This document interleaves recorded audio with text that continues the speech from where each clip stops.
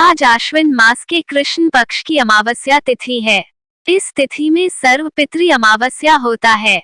इसमें ज्ञात अज्ञात पितरों का श्राद्ध तर्पण किया जाता है। शनिवार का दिन शनि देवता को समर्पित होता है। शनिवार व्रत करने से शनि दोष सभी कष्ट दूर होते हैं। जानिए पंचांग के अनुसार आज का शुभ अशुभ मुहूर्त, सूर्योदय, सूर्यास्त, योग, नक्षत्र आदि। नमस्कार दोस्तों, बातें ज्ञान की YouTube चैनल में आपका स्वागत है। इस चैनल के द्वारा भक्ति, ईश्वर कथा, पौराणिक कथाएं, प्रेरक कहानियां और ज्ञानवर्धक कहानियों का विशेष संकलन आपको मिलेगा और आप ऐसे ही ज्ञानवर्धक वीडियो देख पाएंगे। कृपया चैनल को सब्सक्राइब करें, वीडियो को शेयर करें और अपना बहुमूल्य साथ बनाए रखें। धन्यवाद दोस्तों। आज आश्विन माह के कृष्ण पक्ष की अमावस्या तिथि को सर्व पितृ अमावस्या है। इसमें ज्ञात और अज्ञात पितरों का तर्पण किया जाता है। इससे वे प्रसन्न होकर अपना आशीर्वाद बनाए रखते हैं। घर में सुख, शांति, खुशहाली बनी रहती है। मान्यता है कि यदि इन पितरों का तर्पण श्राद्ध नहीं करते हैं तो ये निराश होकर चले जाते हैं। वे आपको श्राप दे सकते हैं, जिससे जीवन में कई तरह की समस्याओं का सामना करना पड़ सकता है। पितृ दोष को दूर करने के लिए सर्व पितृ अमावस्या पर जरूरतमंदों को दान करना चाहिए। जीवों को खाना खिलाना चाहिए, इससे पितर तृप्त होते हैं। आज साल का आखिरी सूर्य ग्रहण भी पड़ने वाला है। हालांकि ये सूर्य ग्रहण देश में नहीं दिखाई देगा। सप्ताह का प्रत्येक दिन किसी न किसी देवी देवता को समर्पित होता है। शनिवार का दिन शनि देवता को समर्पित है।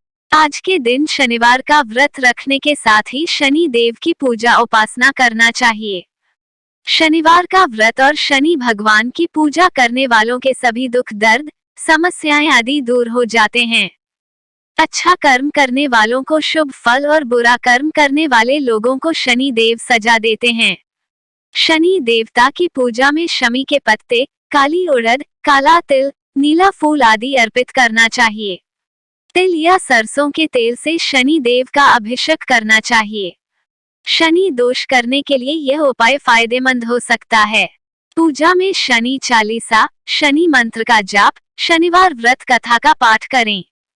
जाने आज के पंचांग के अनुसार शुभ मुहूर्त, योग, नक्षत्र, सूर्योदय, राहुकाल आदि। प्राचीन काल में एक बुढ़िया रहती थी। वह नियमित रूप से रविवार का व्रत करती। रविवार के दिन सूर्योदय से पहले उठकर बुढ़िया स्नान आदि से निवृत्त होकर आंगन को गोबर से लीपकर स्वच्छ करती। उसके बाद सूर्य भगवान की पूजा करते हुए रविवार व्रत कथा सुनकर सूर्य भगवान का भोग लगाकर दिन में एक समय भोजन करती। सूर्य भगवान की अनुकंपा से बुढ़िया को किसी प्रकार की चिंता एवं कष्ट नहीं था। धीरे धीरे उसका घर धन धान्य से भर रहा था। उस बुढ़िया को सुखी होते देख उसकी पड़ोसन उससे जलने लगी। बुढ़िया ने कोई गाय नहीं पाल रखी थी, अतः वह अपनी पड़ोसन के आंगन में बंधी गाय का गोबर लाती थी। पड़ोसन ने कुछ सोचकर अपनी गाय को घर के भीतर बांध दिया। रविवार को गोबर न मिलने से बुढ़िया अपना आंगन नहीं लीप सकी। आंगन न लीप पाने के कारण उस बुढ़िया ने सूर्य भगवान को भोग नहीं लगाया और उस दिन स्वयं भी भोजन नहीं किया। सूर्यास्त होने पर बुढ़िया भूखी प्यासी सो गई। प्रातःकाल सूर्योदय से पूर्व उस बुढ़िया की आंख खुली तो वह अपने घर के आंगन में सुंदर गाय और बछड़े को देखकर हैरान हो गई। गाय को आंगन में बांधकर उसने जल्दी से उसे चारा लाकर खिलाया। पड़ोसन ने उस बुढ़िया के आंगन में बंधी सुंदर गाय और बछड़े को देखा तो वह उससे और अधिक जलने लगी। तभी गाय ने सोने का गोबर किया। गोबर को देखते ही पड़ोसन की आंखें फट गईं।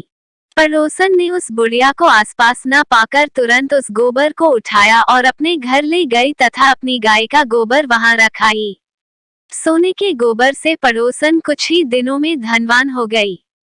गाय प्रतिदिन सूर्योदय से पूर्व सोने का गोबर किया करती थी और बुढ़िया के उठने के पहले पड़ोसन उस गोबर को उठाकर ले जाती थी। बहुत दिनों तक बुढ़िया को सोने के गोबर के बारे में कुछ पता ही नहीं चला। बुढ़िया पहले की तरह हर रविवार को भगवान सूर्यदेव का व्रत करती रही और कथा सुनती रही। लेकिन सूर्य भगवान को जब पड़ोसन की चालाकी का पता चला तो उन्होंने तेज आंधी चलाई। आंधी का प्रकोप देखकर बुढ़िया ने गाय को घर के भीतर बांध दिया। सुबह उठकर बुढ़िया ने सोने का गोबर देखा, उसे बहुत आश्चर्य हुआ। उस दिन के बाद बुढ़िया गाय को घर के भीतर बांधने लगी। सोने के गोबर से बुढ़िया कुछ ही दिन में बहुत धनी हो गई। उस बुढ़िया के धनी होने से पड़ोसन बुरी तरह जल भुनकर राख हो गई और उसने अपने पति को समझा बुझाकर उसे नगर के राजा के पास भेज दिया। सुंदर गाय को देखकर राजा बहुत खुश हुआ।